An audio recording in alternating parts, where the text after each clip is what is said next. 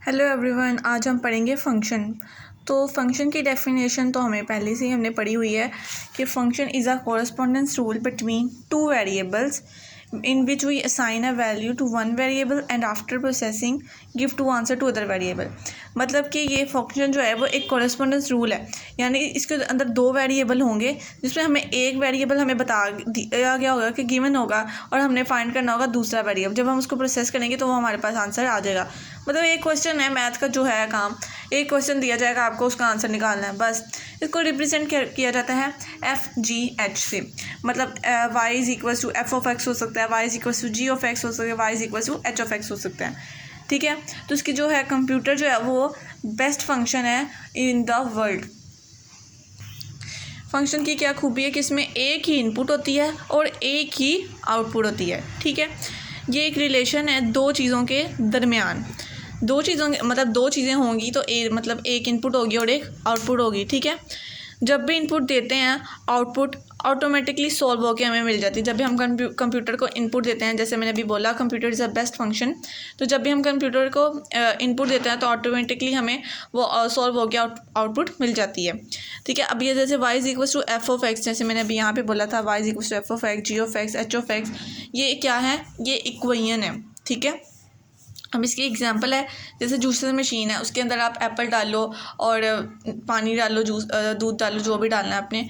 ठीक है, उसमें तो वो जब उसको ब्लेंड वगैरह करेगा तो उसका हमें आउटपुट मिल जाएगी, वो हमें मिल्क शेक या जूस जो भी हमें चाहिए वो हमें मिल जाएगा। ठीक है, ये वर्ल्ड, फैन, कॉलेज, ये पूरा क्या है? ये एक फंक्शन है। ठीक है, फंक्शन का मतलब क्या होता है? कोई काम करना, कोई परफॉर्मेंस देना। मतलब जैसे इनपुट दी, कोई उसका काम हुआ और उसके बाद क्या हुआ? आउटपुट मिल गई। अब ये जो y is equals to x है, ये फंक्शन नहीं है। क्यों? यहाँ पे f तो लगा नहीं हुआ। ठीक है, ये हमें आउटपुट नहीं दे सकता।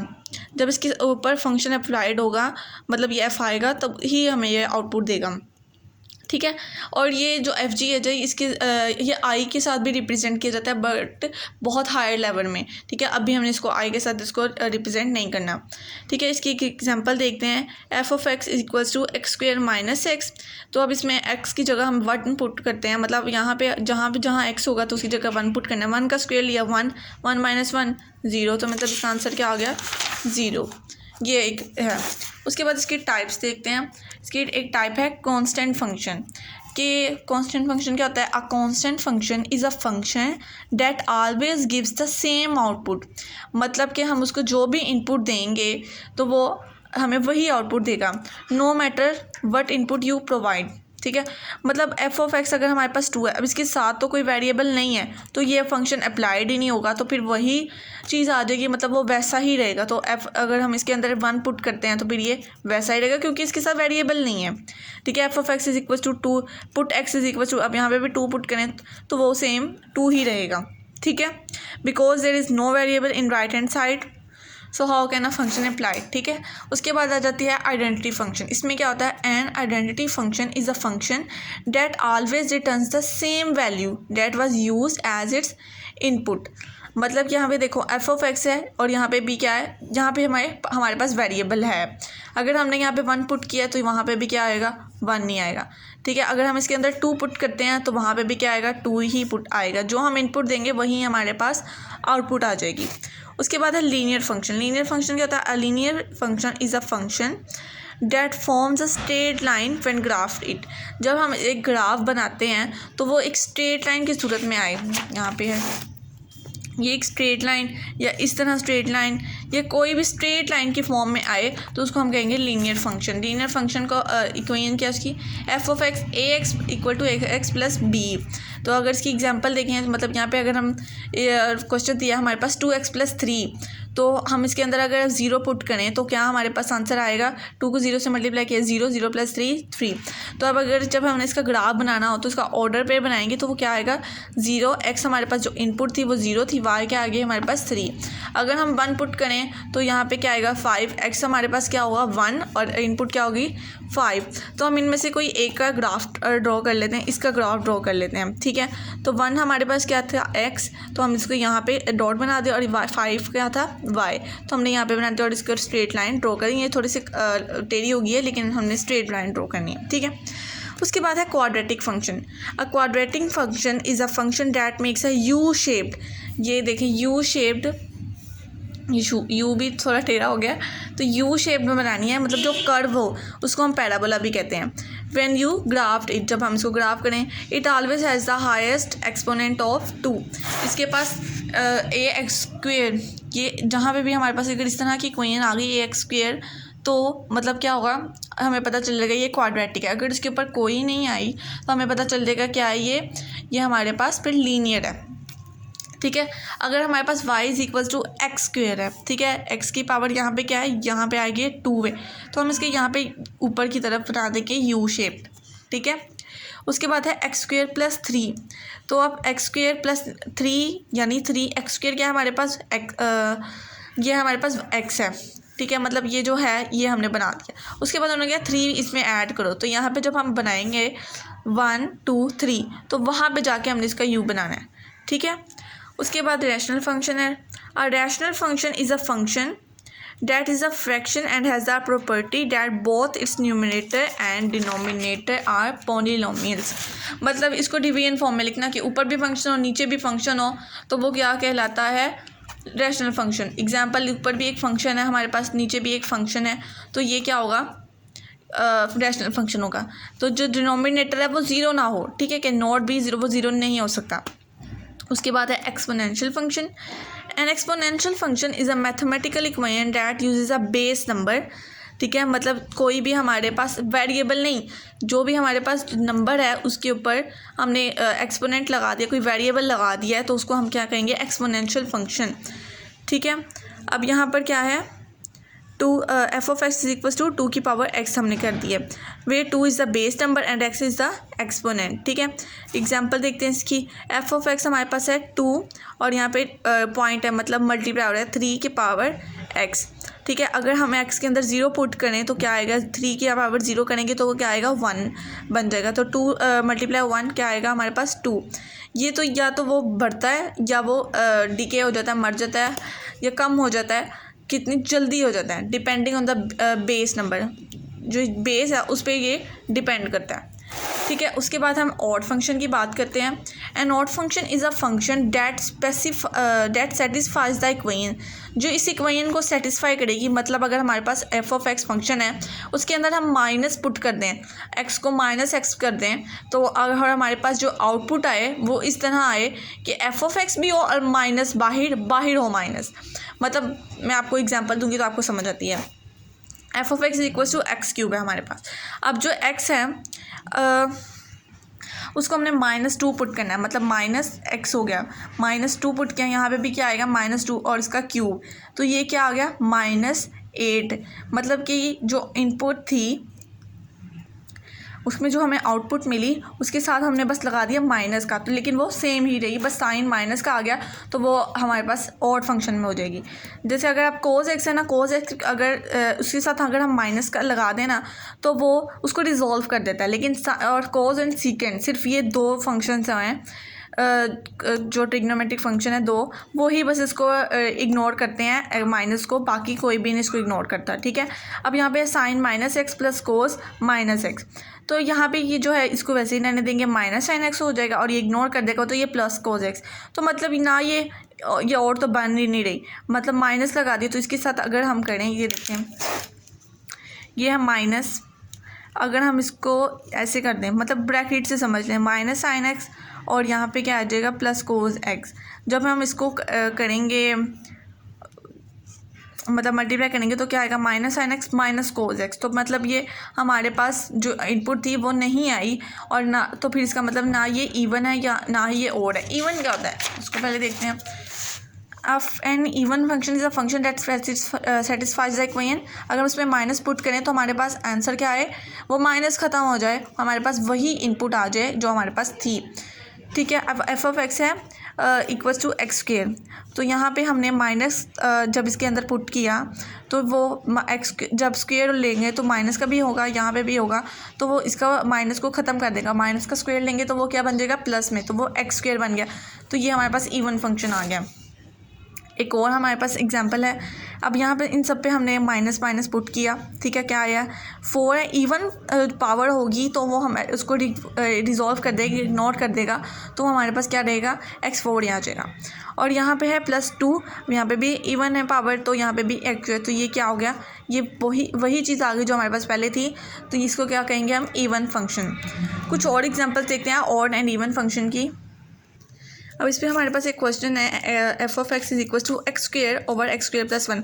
मतलब यहाँ पे अगर हम इसमें माइनस अब पुट करेंगे तो ये पावर क्या है, पावर है हमारे पास इवन, तो ये भी क्या हो जाएगा, वो इसको इग्नोर कर देगा, रिजॉल्व कर देगा, तो ये क्या हो जाएगा x² और x²+1, मतलब वही चीज़ आ गई, तो मतलब ये हमारे पास क्या होगा, इवन हो गया, ठीक है। उसके बाद हमारे पास वही sin x + cos x जो हमने पहले किया, उसके बाद दोबारा देखते हैं 2x + 1। अब यहाँ पे हमने माइनस पुट किया तो क्या आएगा, -2x + 1, मतलब इसने पूरा चेंज ही कर दिया इसको। माइनस अगर आप लें, इसको ब्रैकेट कर दें, जैसे मैंने इसको करके दिखाया था आपको sin x + cos x का, तो इसको अगर हम करके देखें तो क्या बनेगा, -2x - 1, मतलब ये तो पूरी चेंज हो गई है, तो ना ये इवन हो सकती है ना ये ऑड हो सकती है, ठीक है, ना इधर इवन नॉर ऑड, ये भी होता है, ठीक है। उसके बाद है f(x) = x + 4 और उसका होल स्क्वेयर। मतलब इसमें हम -x पुट किया तो यहाँ पे तो ये पूरा चेंज हो गया, 4 ये आ गया, 4 - x², तो ये भी ना इवन है ना ऑड है, ठीक है। एक और देखते हैं, -x 4/3 + 10। अब -x² और यहाँ पे भी हम स्क्वेयर कर दें तो ये क्या होगा, ये हमारे पास क्या बन जाएगा, x² ही बन जाएगा, तो x² और यहाँ पे भी 2, तो x 4/3 + 10, मतलब ये क्या है हमारे पास इवन है, तो ये हो गया। उसके बाद है x³ + x, तो अब ये देखें -x³ यहाँ पे भी माइनस पुट किया, यहाँ पे भी माइनस पुट किया, तो ये तो -x³ ही रहेगा, और ये क्या रहेगा, ये भी -x, क्योंकि उसके ऊपर तो पावर नहीं, क्योंकि ये ऑड में है तो इस वजह से ये माइनस ही रहेगा, ये प्लस नहीं होगा, इसको इग्नोर नहीं किया जाएगा, ठीक है। तो -x³ + x, तो ये क्या हुआ, अगर हम यहाँ पे ब्रैकेट लगाएं तो -x³ + x, तो ये वही चीज़ आ गई, तो मतलब बाहर बस माइनस लगाए तो क्या बनाया, ये ऑड बन गया। उसके बाद है composition of a function. The composition of a function is an operation where two function से f and g generate a new function say h in such a way that h(x) = g of f(x). मतलब कि हमारे पास यहाँ पे 3 function होंगे या 2 function होंगे, 3 function होंगे सॉरी, जिसमें हम 2 का ऑपरेशन करेंगे और हमारे पास एक नया आउटपुट आएगा, नया फंक्शन आएगा, उसको हम कहेंगे h, ठीक है। तो h(x) g और g(x) और f(x) है। इसकी एग्जांपल अब मिलेगी तो आपको अच्छी समझ आ जाएगी। इसका मतलब क्या है कि यहाँ पे हम g जो फंक्शन है, g is applied to the function of x, so basically a function is applied to the result of N other function. अब ये देखिए एग्जांपल देखते हैं पहले। f(x) क्या है हमारे पास 2x + 1, g(x) क्या है 3x। तो अगर उन्होंने कहा है कि f(g)(x) फाइंड करें, ठीक है, इसका मतलब है डॉट, या इसको f(g)(x) भी पढ़ते हैं।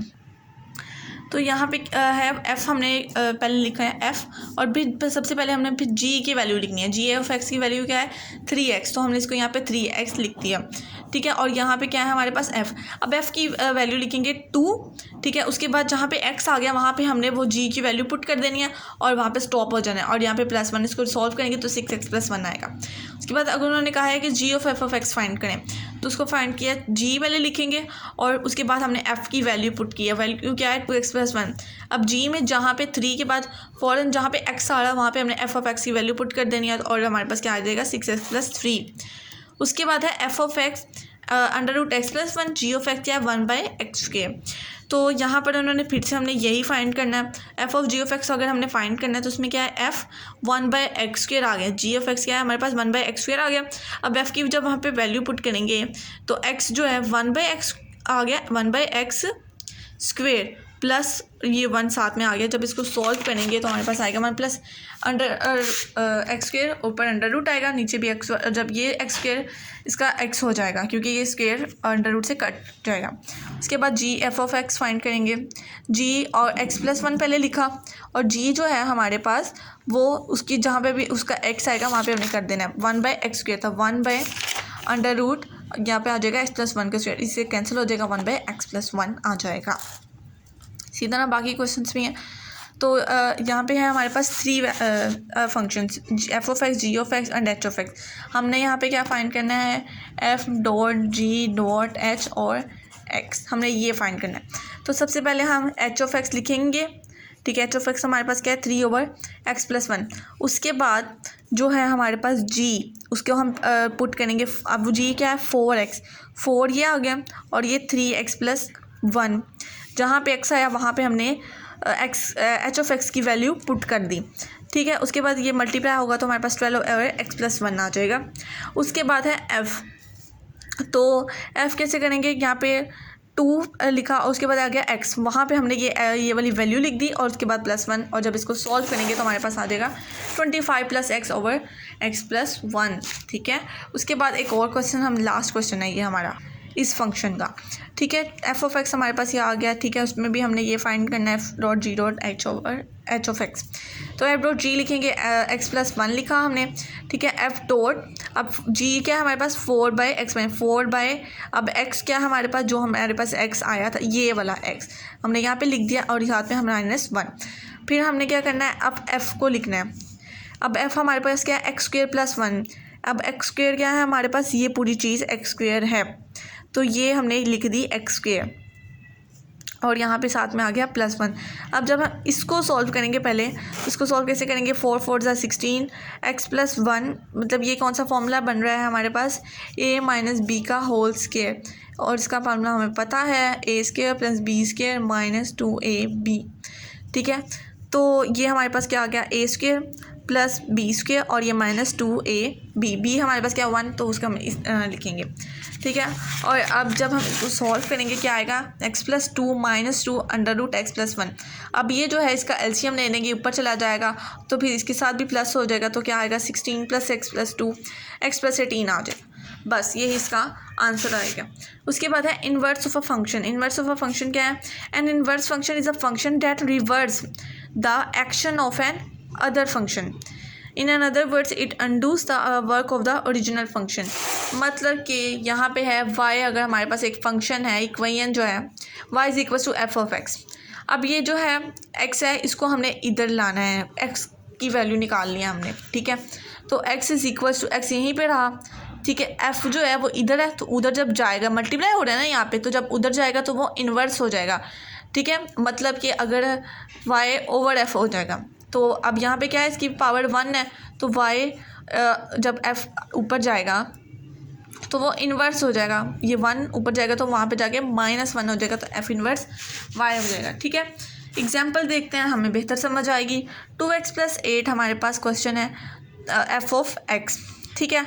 तो सबसे पहले हमने इसको y के इक्वल पुट करना है। यहाँ पे हमारे पास जो इक्वेशन थी वो क्या थी, y, तो हमने इसको y के इक्वल पुट कर दिया, ठीक है। अब ये जो है हमने यहाँ पे इसमें से x निकालना है। यहाँ पे भी हमने क्या किया था, x निकाला था, तो x कैसे निकालेंगे, यहाँ पे है y, ये 8 यहाँ पे प्लस हो रहा है, वहाँ पे जाके हो गया है माइनस, और यहाँ पे 2x जिसके साथ मल्टीप्लाई हो रहा है, वहाँ पे जाके क्या हो जाएगा, डिवाइड, तो y - 8/2 आ गया, ठीक है। उसके बाद अब ये जो x है इसको हमने किसके इक्वल पुट करना है, f इन्वर्स y के इक्वल पुट करना है, f इन्वर्स y, और यहाँ पे क्या आ गया, y - 8/2, मतलब y आ गया ना, तो उसको भी y के इक्वल x को हमने f इन्वर्स y के इक्वल पुट कर देना है, ठीक है। तो अब जो हमने आंसर निकालना है वो कैसे निकालेंगे, इसको दोबारा जो y है ना वो सारी इसको रिप्लेस कर देंगे x के साथ, f इन्वर्स x, x - 8/2, ठीक है। एक और क्वेश्चन देखते हैं। अब यहाँ पे उन्होंने हमें पावर दे दिया, पावर को कैसे सॉल्व करेंगे, पावर को रिड्यूस तो कर नहीं सकते, लेकिन पावर को ख़त्म कर सकते हैं हम, ठीक है। तो अब ये जो 11 है, यहाँ पे 11 पावर है इसकी, हम ऐसा करते हैं, हम दोनों साइड पे ना जो 1/11 को मल्टीप्लाई करवा देते हैं, पावर कर देते हैं इसकी। तो यहाँ पे क्या आएगा, y 1/11, और यहाँ पे क्या आएगा, यहाँ पे भी 1/11, तो ये आपस में कैंसिल हो जाएंगे, तो हमारे पास 2x - 3 आ जाएगा, और यहाँ पे क्या आएगा, y 1/11 आना था, ठीक है। यहाँ पे 1/11 आ गया, और यहाँ पे भी 1/11, y 1/11, और यहाँ पे -3 है, तो यहाँ पे आ गया +3, और x निकालना था हमने, तो 2, ठीक है। f इन्वर्स y कर देंगे क्योंकि y है, तो f इन्वर्स y हमने कर देना है, मतलब x था, उसके बाद हमने इसको क्या करना है, f इन्वर्स y कर देना है, तो हमारे पास क्या आ जाएगा, यही सेम आ जाएगी, इसको दोबारा हमने x के साथ रिप्लेस करना है, तो हमारे पास आंसर आ जाएगा। उसके बाद फाइनली हमारे पास लास्ट क्वेश्चन है y, इसको f(x) इसको हमने सबसे पहले क्या करना है, y के इक्वल पुट करना है, 3x + 1 4x - 1 आ गया, ठीक है। अब ये जो 4x - 1 है वो इसके साथ जाके मल्टीप्लाई हो जाएगा, y 4x - 1 equals to 3x + 1।